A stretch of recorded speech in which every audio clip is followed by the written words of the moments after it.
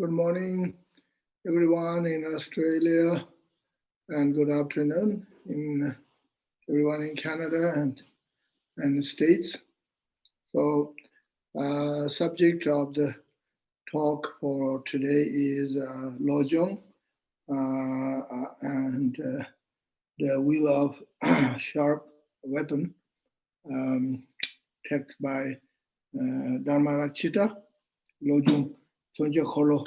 So during the Lojong Tila Pawada and Tujiche Chiguyo and Rashidali Shuai. So I will go to the text now here, verse 62. Verse 62, this text here. The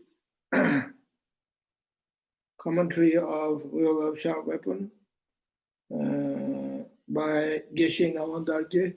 This book was published in India, lots of publications. I believe so, yeah, lots of. Yep. And, so, verse 62, we have many great masters and teachers to guide us, yet shrinking our duty, ignorance what they teach. We have many disciples, yet do not ever help them. We cannot be bothered to give them advice. Trample him, dance on the head of this treacherous concept of selfish concern, and tear out the heart of its self-centered butcher, who slaughter our chance to gain final release. So these words are very strong and powerful.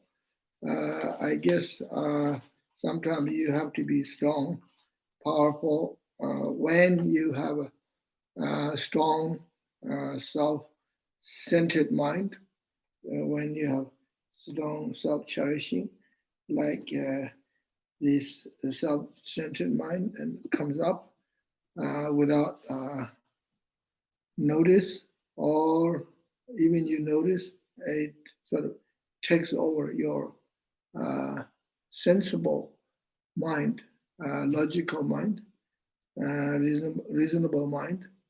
So sometimes you need something, some kind of a weapon, use right away to bring him down or subdue the self-cherishing, and use the wheel of sharp weapon. And that's why Dharma Rakshita uses kind of word here. So this particular verse is about guru and disciples, the duty of guru and our responsibility of guru and responsibility of disciple. And so it's basically, it is about guru yoga practice, guru-disciple relationship, but mainly about the sort of the responsibility of teacher and student. So the first part of the text indicating we have many great masters and teachers guide us, and so I have many gurus myself. I have about 13 gurus, amazing teachers. I was very fortunate. I was born in Tibet, 1948, and then went to Nepal and India.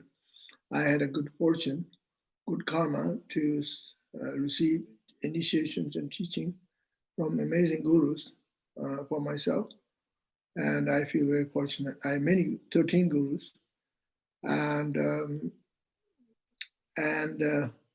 So I'm not greatest or a disciple, and I don't feel like I have done all the things that I should do, and what the gurus advised me, and my gurus advised me. But at the same time, I have not intentionally neglect the advice that guru gave to me, or um, I haven't done any kind of wrong intentionally, and we do make mistakes. That's part of human mind. Dharma practitioners do make mistakes due to ignorance or lack of abilities, and lack of familiarity, lack of knowledge, and lack of wisdom. We make mistakes, and this is why we do declaration, like confessions, like Vajrasattva practice, and prostrations, and pray to 35 Buddhas, and 35 declaration in front of 35 Buddhas. That's why these methods are there for us when we are unable to fulfill our duties and our responsibilities, right? And so we are fortunate that we have those teachings. We have these tools. So I have done my duties in terms of declarations and confessions, and so on and so forth. So, some of you have more than one guru, two gurus. Some of you have maybe number of teachers, which is totally acceptable, totally fine. And it's not like you have to have only one guru and some sort of like almost like kind of like a one-to-one relationship, or I don't know if this is the right word to say, like kind of like a monogamy relationship, right? I think usually monogamy relationship is like a male-female relationship. I'm not sure you can use that word for guru-disciple relationship, but I think you know what I mean. It's just like one-to-one kind of thing. So you can have many gurus, and for example, Marpa had many gurus, and Atisha had many gurus, and Lama Tsongkhapa had many gurus, but we can't compare ourselves to the holy enlightened one like Marpa or Atisha and Lama Tsongkhapa, right? So usually, the more you have gurus and teachers, then you get more teachings, initiations, and you receive so many blessings. At the same time, you could also get some advice and teachings. They are quite different advices, right? So then sometimes the advices, teachings could be quite different. Could be quite what do you call them? Part. Like they're not sort of they don't go together. They don't sort of match, and sometimes these advices could be almost literally almost opposite, and because of the lineage or because of philosophy. So then you feel like you're stuck. What do I do? One guru told me I should do this. Another guru says I should not do this. So then it's up to you. You have to decide. And and some certain things like you say is if there is a sort of like a contradiction, some issues and what to do. If you can't follow certain advice of the guru, and you have a right to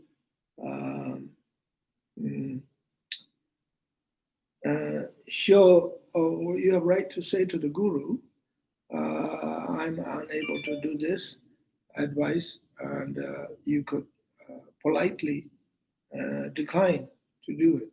And if some kind of advice is very strong, very difficult for you to do it, And so I will read commentary here. I have reference. I'm not making up this kind of explanation by myself. There is a very famous text called 50 Verses of Guru Devotion by Ashwagosha. Ashwagosha was a famous Indian master, and Tibetan word is Lamang Abchupa, Lopan Pawo. Lopan Pawo. Pawo means brave one, Ashwagosha. And Lopan Pawo was a very famous master, Acharya from Nalanda University. He wrote this book called Lamang Abchupa, 50 Verses of Guru Devotion. And Tibetan word is Lamang Abchupa. So here I have the text.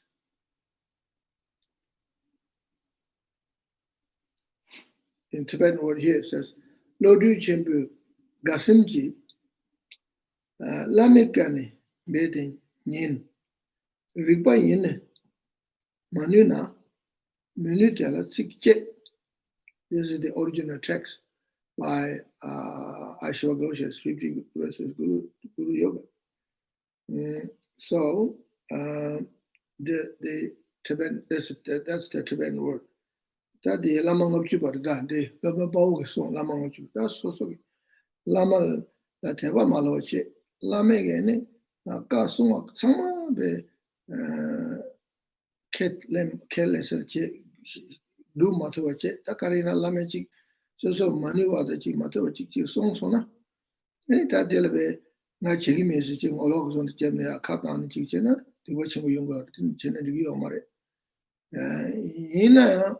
So mani wada ta zubo kamda ki semje karina ta karin chi nega do matu de yin de lama ya chi kushab thoni ni nge gonda tu de je tu mundus ta nega bran te men ta je tu mundus ya wo chi kushab je ni ane ta je tu mundus ya shuna digire songo e lama uji korachi nando Lodu Chimbo Gasimjis, Lameka and Bedin, yes, Riboy in the Menina, Minutela Six. Lodu Chimbo Gasimjis, that's also Lord Yovachi, Sherawa Boyachero, Sam Gabungan, and a Lameka and Bedin, yes, Chidan Lameka, Malameka Sonte, Basin, Nye, Yabuchi, Kushavshun, Lamechison Kashidurwa. Taina Chikashi Yantava Naked. That the young Boruji Lamaging Sona, so do Matuich, so Tiamatu, Karina Tilla, and he required in his Menunas, Chematunas, Menutella, Tsikijars. So you can say, I cannot do this. So here's the translation, English translation here. The wise should arrive to listen. The wise should strive to listen to what the Guru orders with happy mind.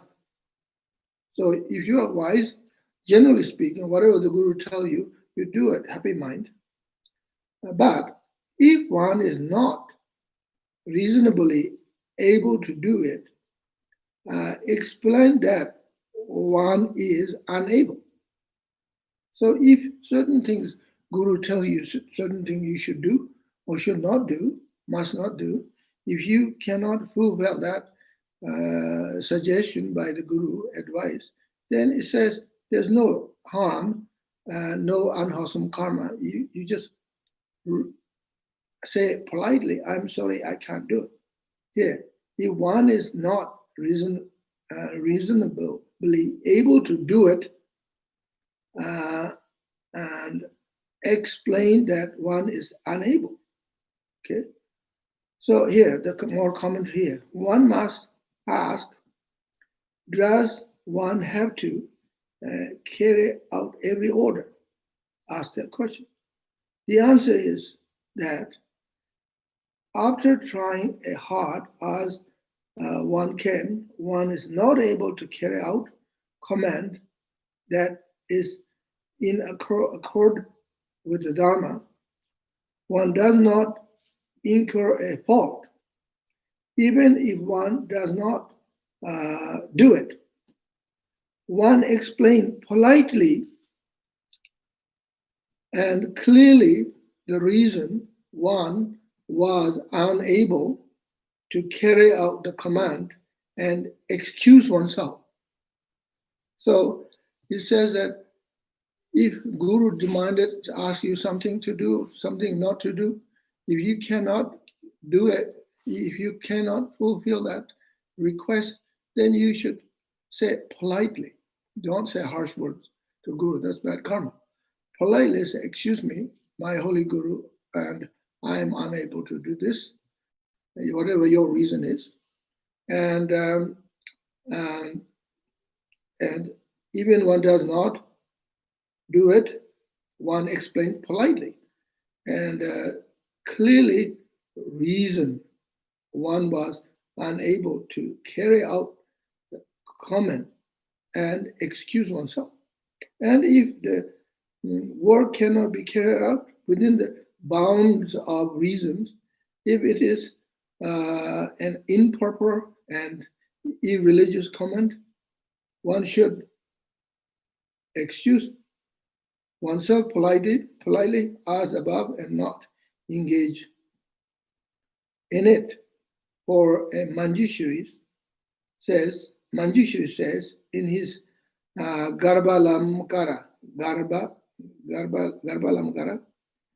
it is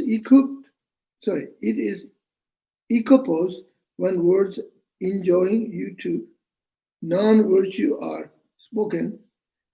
Yeah, anyway, so that's the English translation. But now I will read the Tibetan for to confirmation.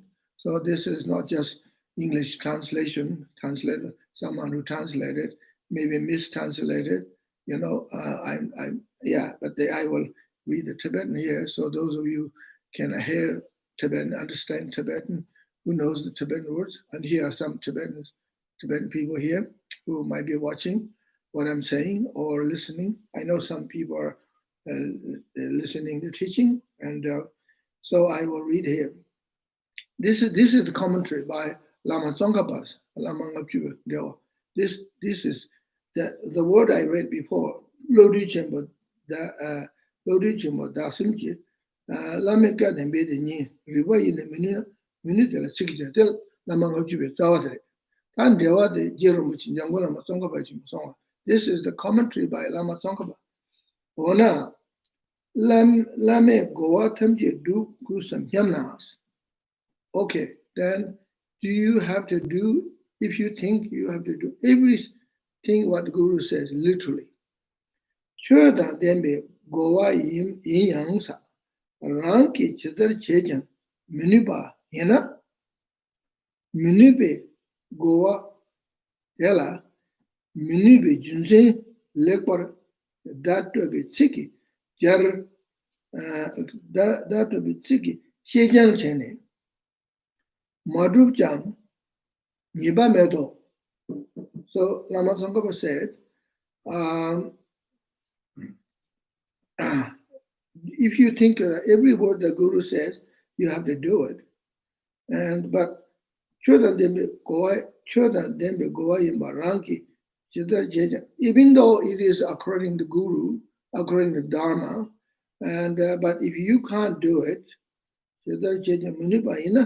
Minupa Goa Tela, Minupa. So you explain to the Guru politely with the reasons, not just sort of bluntly saying, I'm not going to do it. Excuse me, I'm not doing it, but explain why you can't do it, you don't want to do it, or whatever, right? And some reason and logic.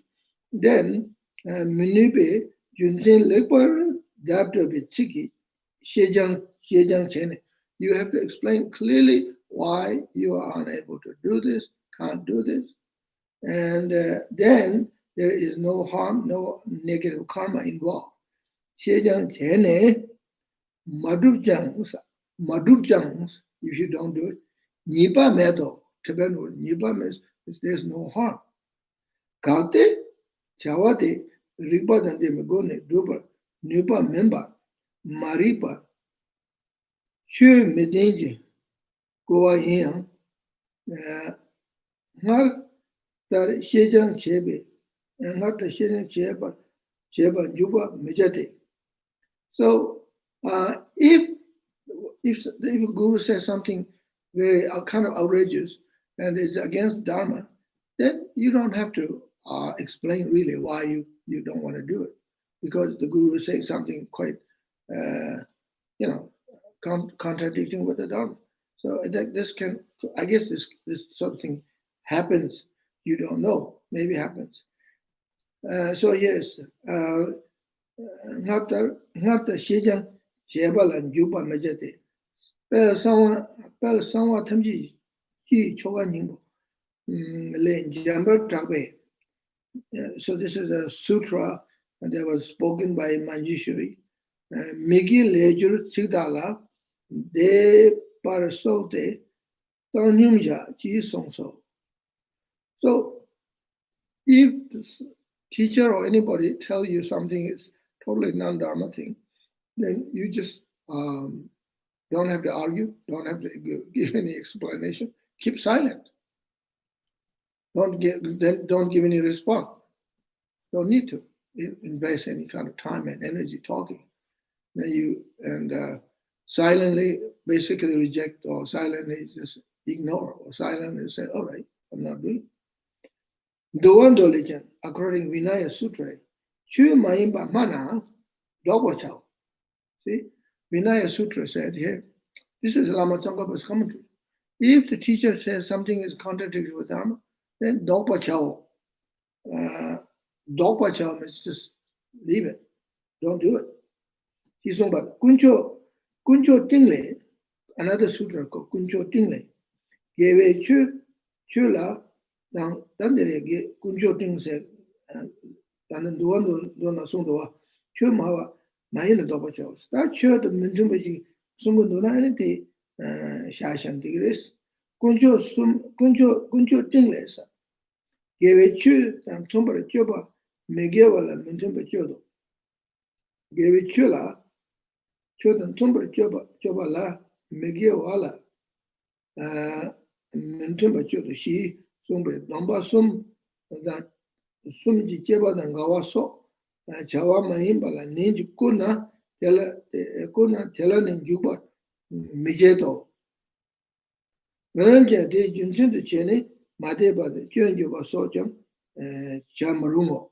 So just because the Guru says something a bit strange or kind of outrageous, you should not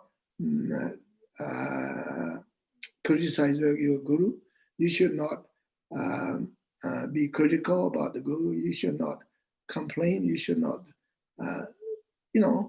criticize Guru, because you don't know 100% what he is actually saying. Maybe he's using reverse psychology. You don't know what his intention is. So you don't have to do everything what he says, and don't do whatever. Just leave it as it is, for now, anyway.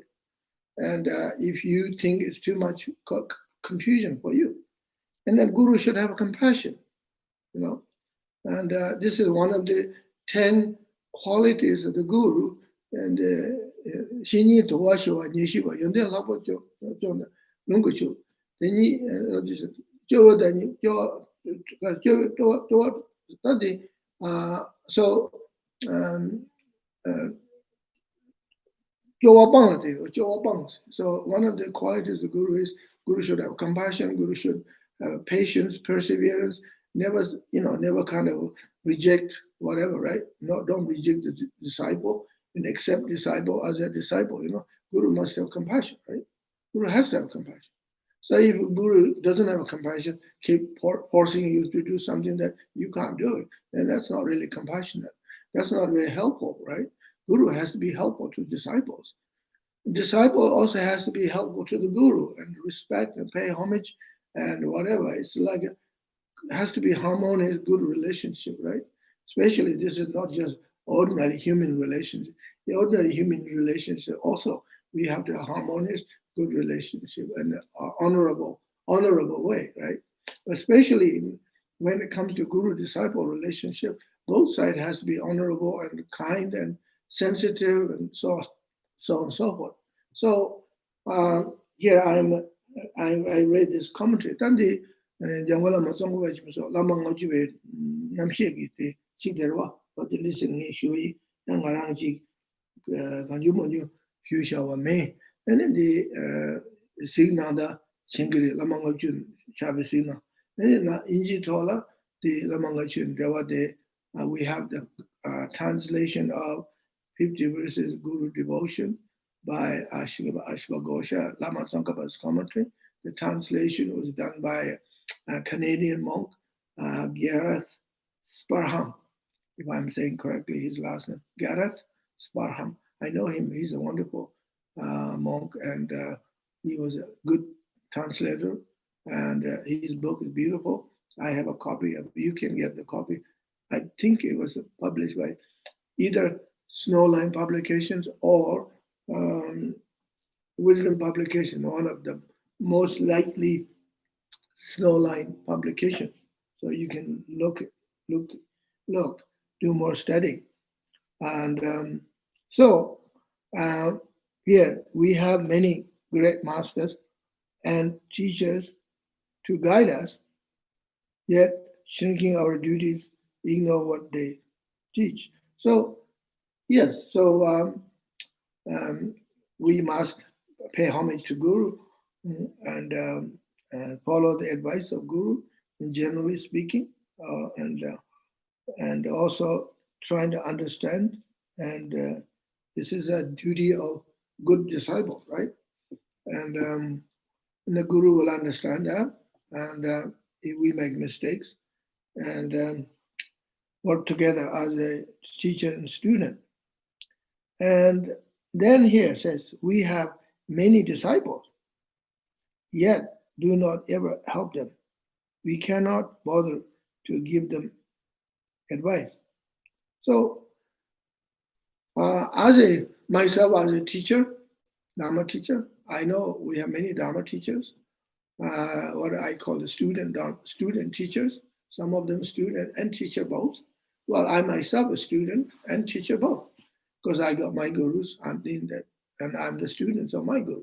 And I got students, and so I am a teacher student, and I think everybody's teacher students, except the really holy one, enlightened ones. So, so we ourselves, as a Dharma teacher, we have a duty and to guide them, guide students carefully, skillfully, and teach them and guide them with compassion, and guide them with love, and practice 6 paramitas, 6 perfections. Okay, as a teacher, first foremost responsibility is to practice generosity. And the first paramita, which is generosity of Dharma.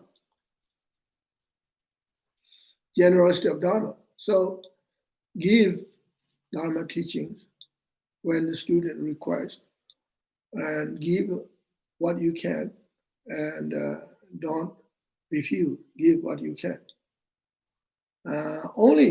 Only the time one may not want to give, because if the student don't understand, have no boundaries, and the student is grasping to the teachings and craving to the teachings, it's like a patient, sick person, keep asking the doctor more prescriptions.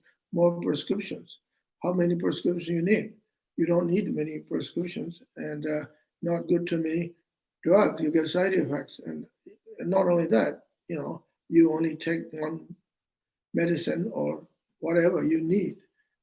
Beyond your need is unnecessary. That's unwise. But then human mind is always craving, and they want more. As I told the story, I think you already knew, story about J. Krishnamurti when he was dying, and one guy went there. I said, Krishna, Ji, are you dying? He said, yes, I am expired.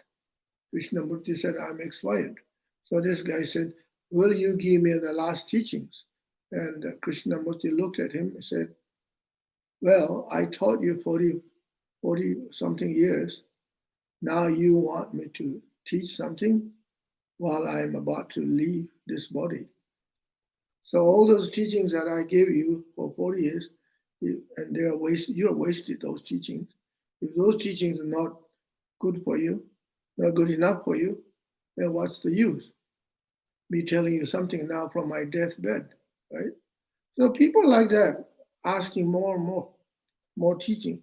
In that kind of situation, the teacher has to be also wise, saying no teachings. No teaching is teaching, okay, right? That is important. That is teacher's duty to say no. You practice what I already taught you, go back to your premises, your abode, return to your natural abode, Vajramu, and practice. And that will be good teaching for the student. Student will appreciate that. You need to point and have boundaries. So other than that, it's important for teacher to practice generosity of dharma, giving, and generosity of morality. Morality. Like when you give teaching, you need some morality guidelines, and patience, of course. You need a humongous patience being a teacher, especially if you have lots of students, lots of people, and want to listen teaching from you or advice from you. You have to have patience, you have to have perseverance, you have to have compassion, a concentration. Also, you have to have wisdom to know what to teach, when to teach, what sort of teaching is most beneficial, most appropriate at this certain time, right? So these are the important things teacher has to to practice and be kind to the disciples, right? So now disciple and teacher both, responsible and work together. And then realization could be possible. Yeah.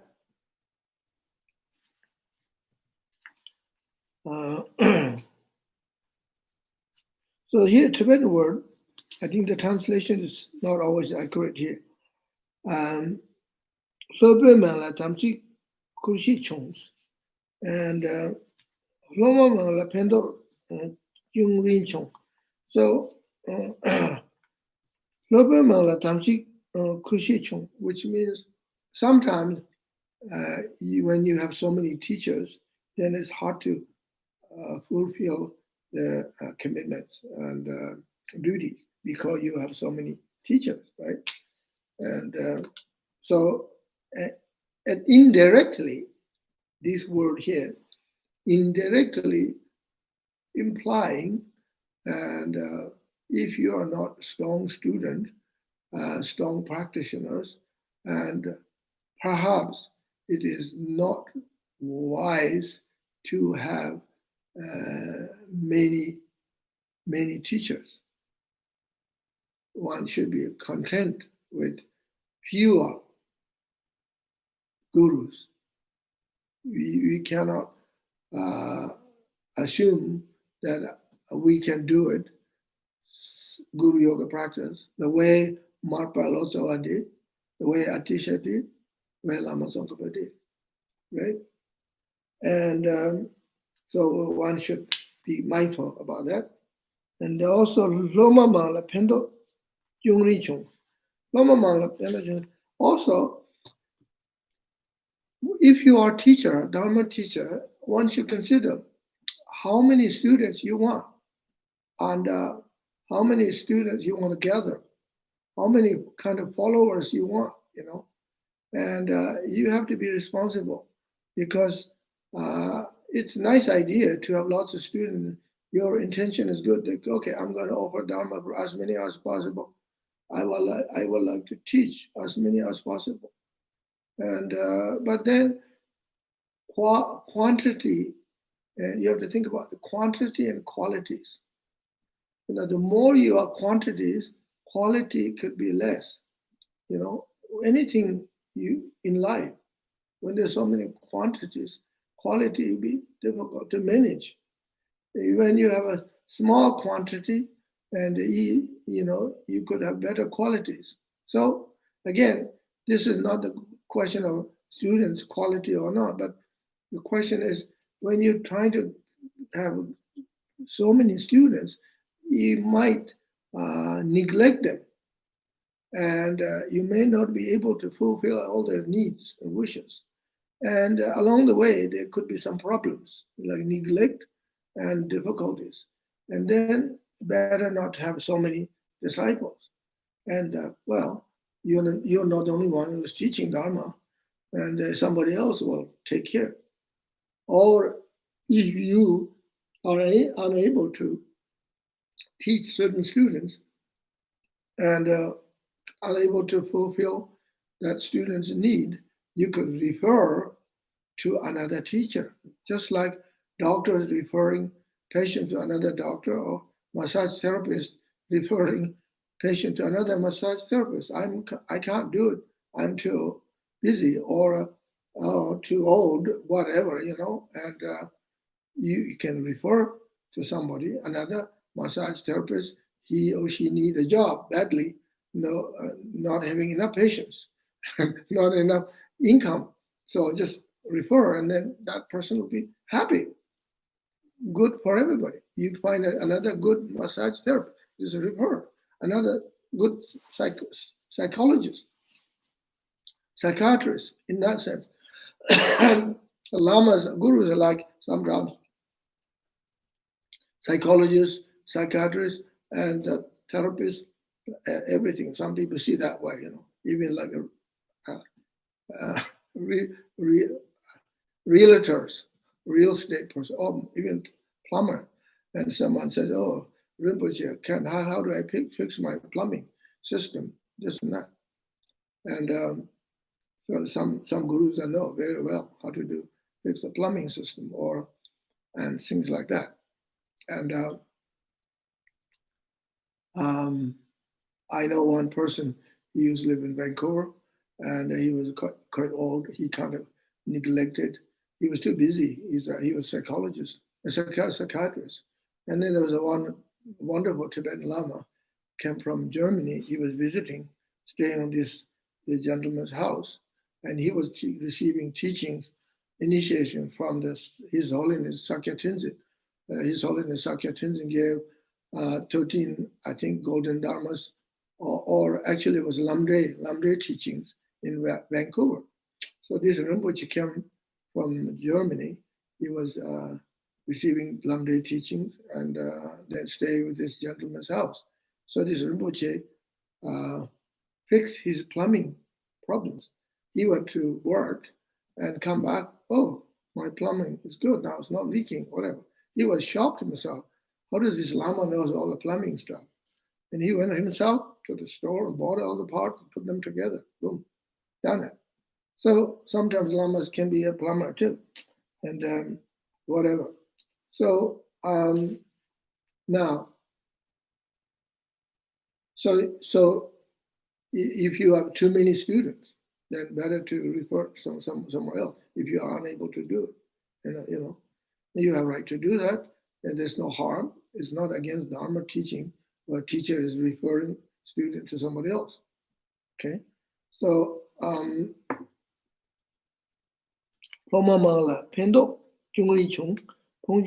yeah. So then one should be more practice awareness and mindfulness, and do Lojong. This is a Lojong of guru disciple relationship. Lojong, mind training, or what you call thought transformation. Okay, so now I think today I think we should do some meditation. I've been teaching Lojong for a long time, and you read this book, Commentary of the Lojong text here. by Geshe Ngawang Dorje, brilliant commentary here. And I think we should do a little bit of meditation here. Well, since I talked about guru and disciple relationship, and so we should do some meditation, lojong of this. So what I like to do is you sit comfortably and then review your guru yoga, and you review your guru yoga. And first, you are a dharma student, right? You have your gurus. You should think about the kindness of your guru. Okay, so this meditation involves what we call jegum in Tibetan, analytical meditation. So you should think about kindness of your guru, all the teaching that you don't have to go through all the list, but you have received. Well, how many gurus you have? First, think about that. Then how many initiation you got? Initiations you receive, tantric initiation. You receive teachings on sutras. You have received teachings on lamrim and different kinds of sutra teachings, commentaries, and so on. Your guru has been very kind, and you do that first, analytical meditation, and then you also meditate on yourself and reflect on yourself. Am I a good disciple or not? Or did I do my duties to fulfill guru yoga? Or if I am doing it properly right now or not? And when you realize you haven't done everything correctly or properly, perfectly, then accept that, acknowledge that, and keep that in your mind. Remember, I haven't fulfilled my duties, what Guru suggests me, and you just acknowledge that. But at the same time, I would like to advise here: don't make yourself feel ashamed or guilty. And in Buddhism, we don't actually have the concept of guilt. You just accept the way you are, how you are, and forgive to yourself. And the Guru will forgive you because Guru has compassion, and why not? And Guru has compassion, and then you should have compassion for yourself. I didn't fulfill all my duties, but I should forgive myself. But whatever you've done in the past is done. Now I will purify that by meditation on devotion to Guru. And also you could do Vajrasattva mantras and so on and so forth. Or you recite the Guru's name mantra, your Guru's name mantra. And or you can recite Guru Shakyamuni's mantra, or Muni Muni Mahamuni's, or you can recite mantra of Lama Tsongkhapa, Guru mantra, Miksema, and you say, okay, I will do those things, and I acknowledge I haven't fulfilled my commitment of Guru disciple relationship, and do that, and then you take vow, by yourselves. Okay, from now on, I will do my Guru yoga, trying to do my best, and I am very fortunate. I have a good teacher. I'm a Dharma student, and I'm very fortunate. So do this kind of meditation we do here. This is a lojong, training your mind and clearing your mind, purifying your mind, and in regarding with the guru disciple commitment and duties and responsibilities. So let's do this meditation for about we do about 10 minutes here.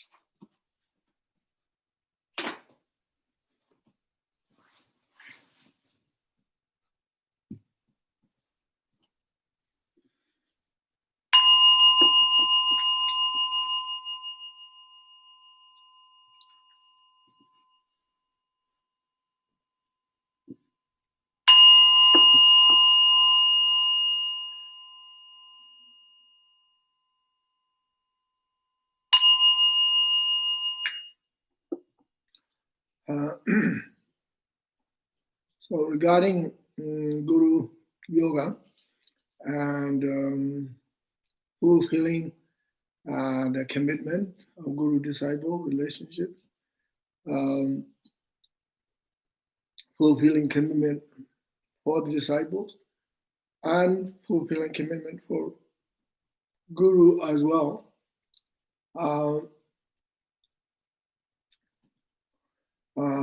It requires a lot of mindfulness and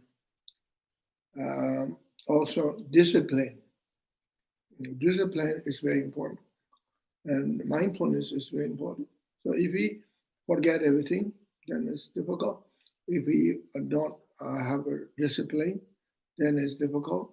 Not only you practice guru yoga when you run into guru, you bump into the guru, or when the guru bump into the students, and then suddenly, oops, I haven't done my duties. I'm shamed now, and I saw my guru, or guru says I saw my disciple.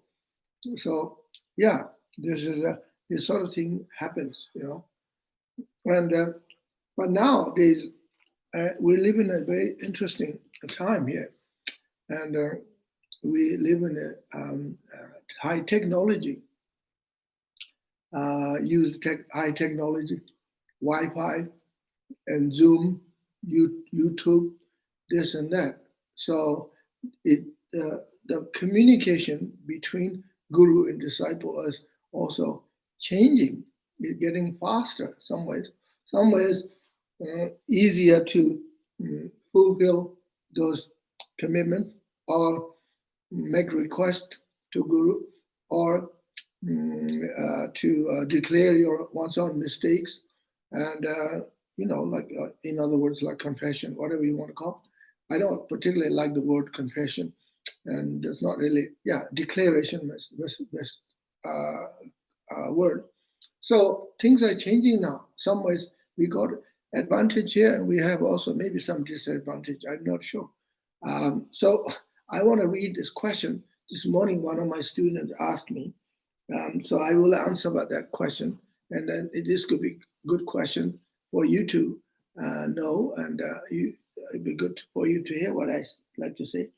By the way, my question to you this morning was intended to be more about whether we should get into all the new forms of communication technology. Every day, more ways to communicate arise. The young people always have something new and interesting with their phone or iPad. You should get caught up in all these ways of communicating. My question was really about whether we should try to understand all these new high-tech gadgets or programs. When do we just say we have enough? For instance, I was not really interested in Zoom, etc., but then suddenly it was the only way to see people, and now it is very important. So this is a good question. See, I myself even didn't know what Zoom was. I never heard about Zoom before the COVID came, and now we're glued on Zoom at once a week or twice a week, right? And also here I'm now on YouTube, and we use many times, like most people, I think majority of people have iPhone or Samsung, one of these tools, or a computer, laptop computer, iPad, and so on and so on. So we are kind of glued on, right? And then we receive teachings through YouTube and from Zoom. So I guess her question is how much we should invest our time into these things. So my answer is, I think you have to. I don't think there's one answer for everybody in some ways, because many people have different lives, lifestyles, jobs, and like COVID time, people are told to stay home. They can work at home, and it's changed now. Some people can work at home now. The companies say, you go home and work for us, cheaper for us, cheaper for you, and convenient. You stay with your family and do the work. So it's kind of obstacle blessing. This is what I call obstacle blessing. Obstacle turned into blessing, right? And like that, for somebody composing, writing Dharma books, and doing translation, like myself, do translations, writing books, and also, answering questions for Dharma students. And our computer is very convenient. Zoom is useful, and YouTube could be useful, right? So I think you have to do what you think is best for you. Balance. I think the art of balance is always difficult. We're easily glued ourselves, and that wasting a lot of times, things that on computer, that things we don't need to do, and some things we should not do or must not do, but we get into habit. This thing happens, these computers, technology is also lured you into this thing, a commercial and capitalism, and then you're hooked into it. So you have to be more sensitive, more alert, and what is best for you. You can't be anti modern technology because you see the advantage. Right now, you're listening teachings, and we're having a chance to discuss. Without Zoom, without YouTube, we can't do this, right? And then most people, their home, they have Wi-Fi's and high-tech Wi-Fi's and whatever.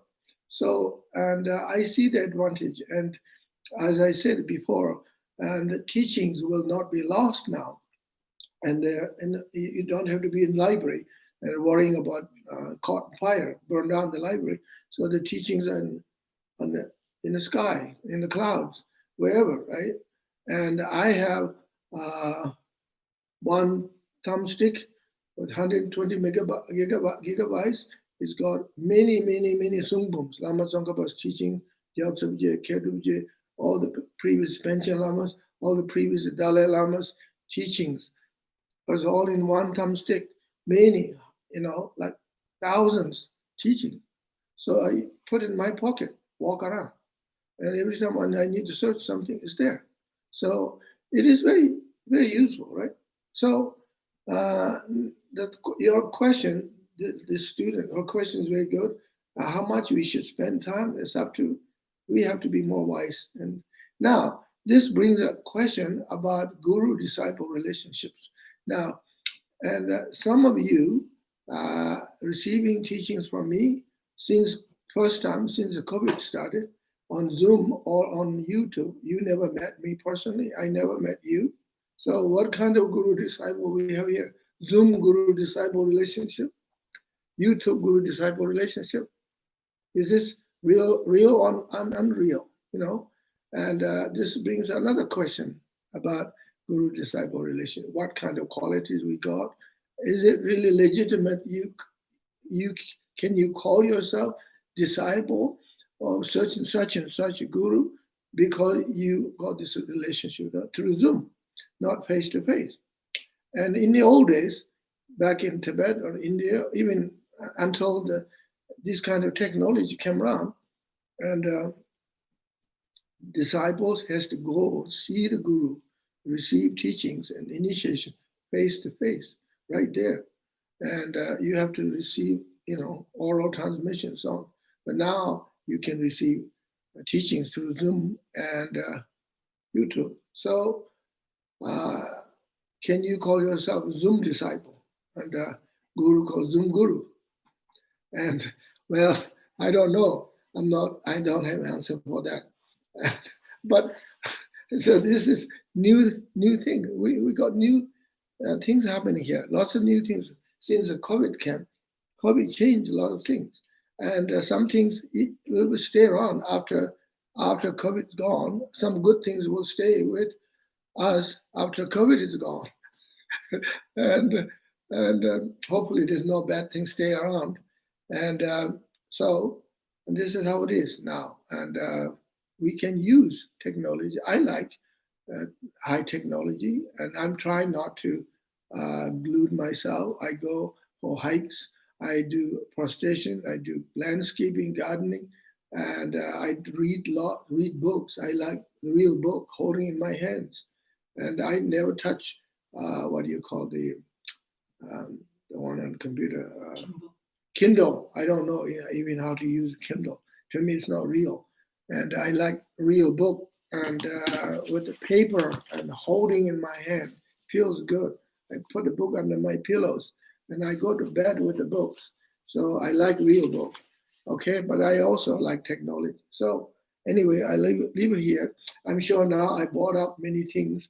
I'm sure have questions about guru-disciple relationship and technology and this and that.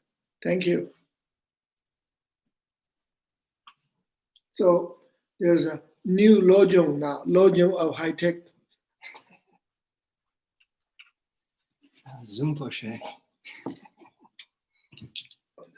Thank you, Rinpoche. So if anybody has questions, please.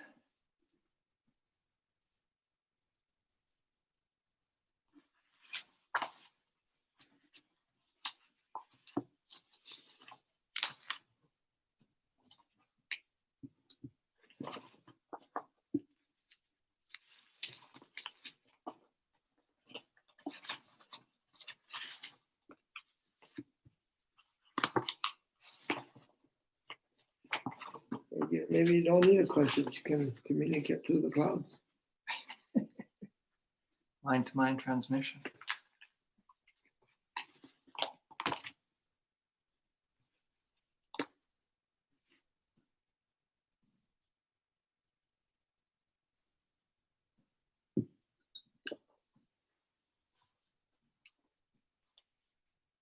No questions yet? No questions yet.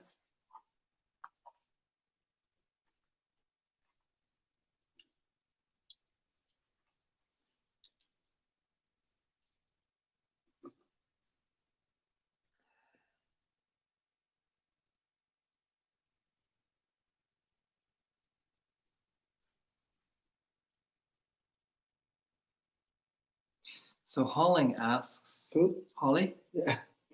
She says, when does craving dharma become a problem? Craving dharma Mm-hmm. becomes problem. Mm-hmm.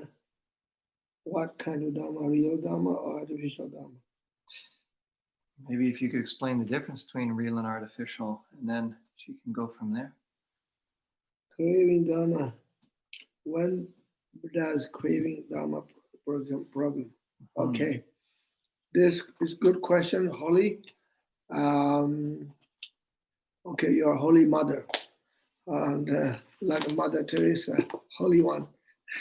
Holy, nice name, good name, actually. And that this name is almost suited for you. So when does the craving dharma becomes a problem? Well,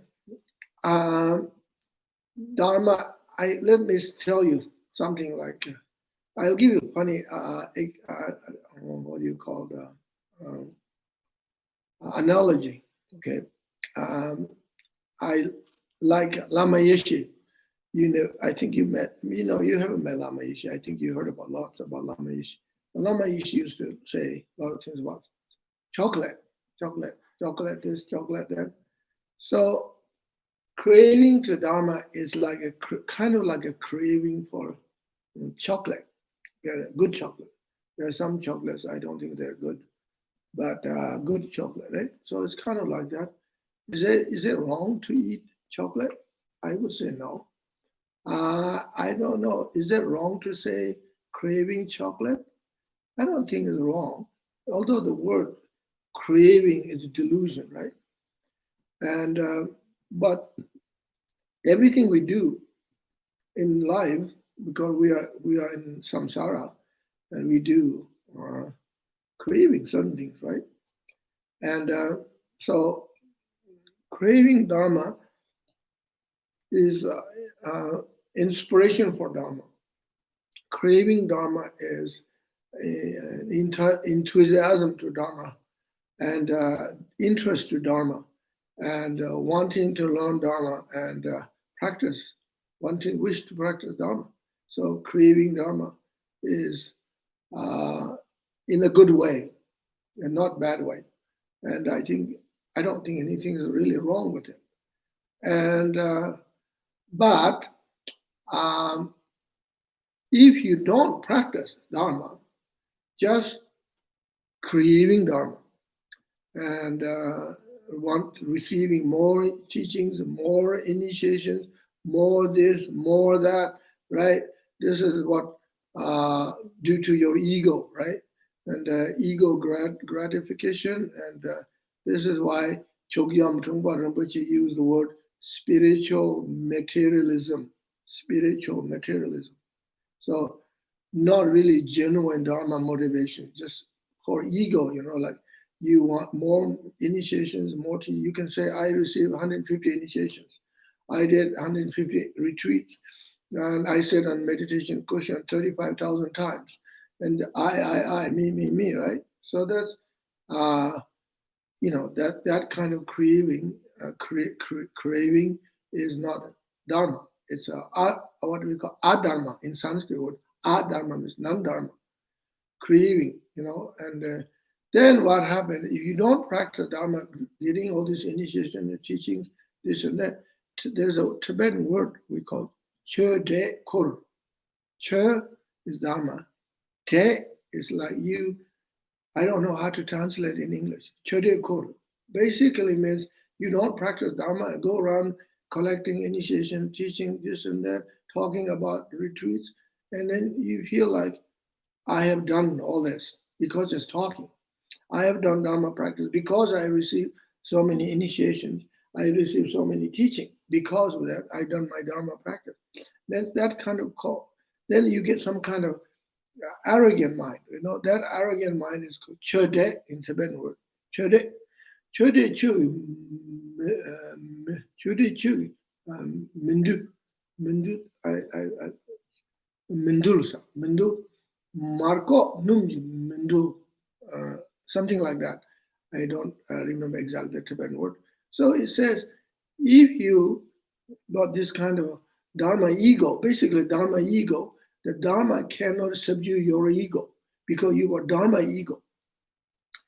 That kind of worst kind of ego. Because then who else can subdue your mind? If you have an ordinary ego, regular samsara ego, the regular samsara ego can be easily tamed, subdued by dharma. But once you have dharma ego of lama, ego of a monk, ego of a nun, ego of sangha ego, and ego of writer, whatever, yogi or yogini, if you have the dharma ego, dharma cannot subdue. It says the leather that wraps butter holder, butter rubber, leather, and it cannot be tainted by butter. Don't have to because it already soaked in the butter. But now it's so hard and butter can't do anything to make it softer because somehow it sort of got too hard due to holding the butter together. I don't know if this makes any sense to you because this is a Tibetan kind of cultural thinking, cultural way of saying. Marco Marj, I'm not sure exactly the word. It depends on the dialect in Tibet. Marco Marj, Mundu, I think something like that.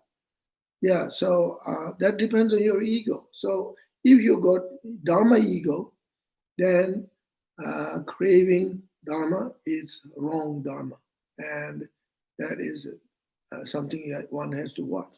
If you have no ego, genuine mind, pure motivation that you would like to receive teachings as much as possible, you like to practice, meditate, do retreats, this and that, there's no limit, and there's nothing wrong with that. And actually, not only that, it is good because you have inspiration, you want to practice like Milarepa.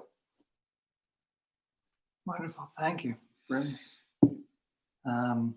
Sering asks, so can there be a guru-disciple relationship without the guru even knowing that someone considers you their guru? Without the guru knowing? Yeah, that the student considers you being their guru. Yeah, that's a good question. That's possible. That is possible. Yeah, of course, because guru devotion comes from your heart. And then because you receive some teachings from the guru, or maybe not even, you haven't received any verbal teachings, and you haven't seen the person face to face, but you have, well, let's say Lama Tsongkhapa, right? We haven't seen Lama Tsongkhapa, we haven't met. Mm-hmm. And I have enormous, huge devotion to Lama Tsongkhapa. He is my guru. He's a lineage guru, the founder of the teaching. And I can't say Lama Tsongkhapa doesn't know me. Of course, Lama Tsongkhapa knows me. That's a big difference, right? Lama Tsongkhapa is enlightenment and omniscient. He knows, so it's different. But your question, telling question is good. Like she means like someone who the guru still live here on earth. He or she lives in India or maybe in Tibet somewhere, and you receive somehow some inspiration from his writing, for example, even poems, something. You feel like, oh, I want him to be my guru, part of one of my gurus. Yes, then that person becomes your guru, even though he or she doesn't know. There's no doubt. So you have devotion. So Well, not only devotion, you made a commitment in your heart, say you are my guru now.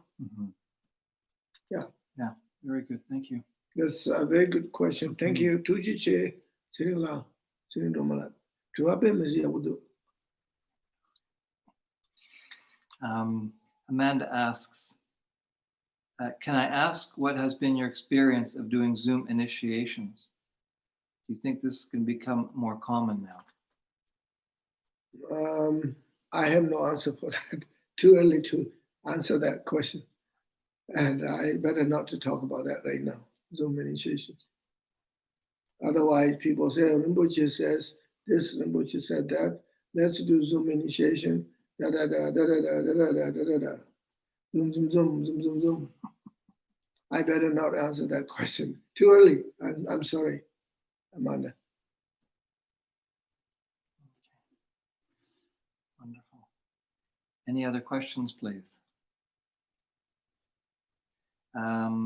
So Jenny Tetput asks, further to Saring's question, how important, necessary is it to formally request a guru to become a teacher, become your personal guru? Yeah, well, that's a good question. How important? That depends on you and how important, how much it's important for you to have guru. And or also that brings question, are you ready to become a student and of such and such a guru? And have you learned enough about this guru's knowledge, wisdom, compassion, experience, personality? And he might have strange characters. And he might have some controversial, I don't mean negative way, some kind of well, he's a great debater, this and that, or whatever, some character, you don't know. And or he might be very demanding and guru tell you like you have to do 100,000 prostration within 1 month. And who knows what he's going to tell you, So are you ready to be his student or her student? And you have to think about that. You have to, there is one way, there is no big rush to choose guru. And at the same time, if you wait too long, then you miss the boat. The guru will be gone. And then you feel like, oh, guru is gone. Or we have a story, and an old story in Tibet.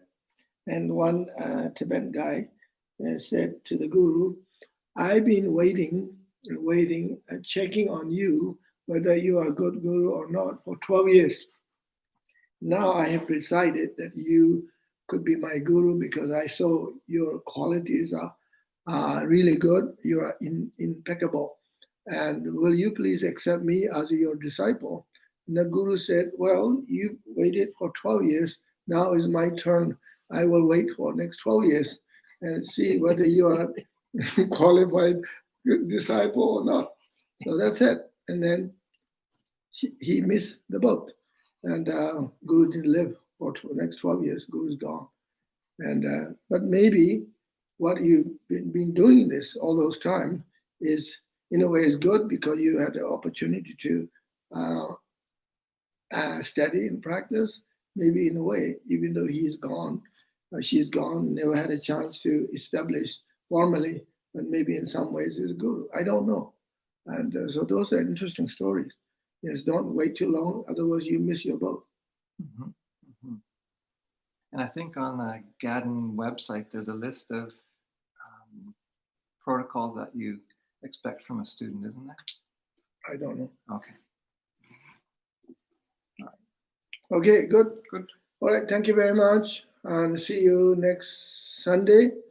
And we love her teachings. Satipatthana Sutta in the morning, 10:30 BC time, and then Lojong teaching at the same time on Sunday, 2 o'clock. Thank you very much. All the best, and Merry Christmas and Happy New Year.